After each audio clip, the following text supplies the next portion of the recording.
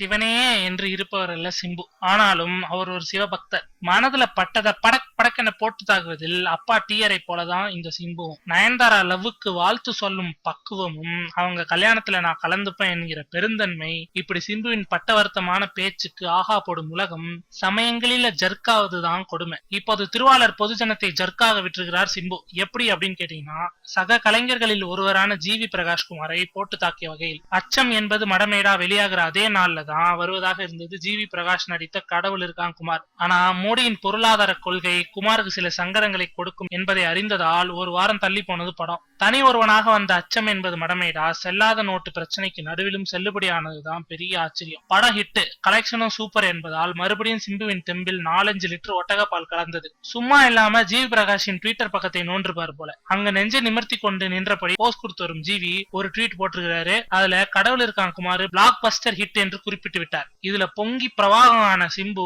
போட்டு தாக்கி விட்டார் ஜிவிய. அட்டு பிளாப் படங்கள் எல்லாம் கூட தான் பிளாக் பஸ்டர்கள் என்கிறார்கள். அச்சம் என்பது மடமேடாவை எப்படி அழைப்பீர்கள்? முடிவை தெரிவிக்காமல் மகிழ்ச்சி என்று கூறுவது நல்லது. இதுதான் சிம்பு ட்வீட். புளிய மரக்கிளைய உலுக்கி பலாபலத்தை கொட்ட வைக்கிற வித்த சிம்புக்கு மட்டுமே கை வந்த கலை. இதற்கு பதில் சொல்வதா வேண்டாமா என்கிற குழப்பத்திலே இருக்கிறாராம் ஜிவி பிரகாஷ். புலவருங்க சண்டை போட ஆரம்பிச்சா பூலோகம் என்ன ஆகுது?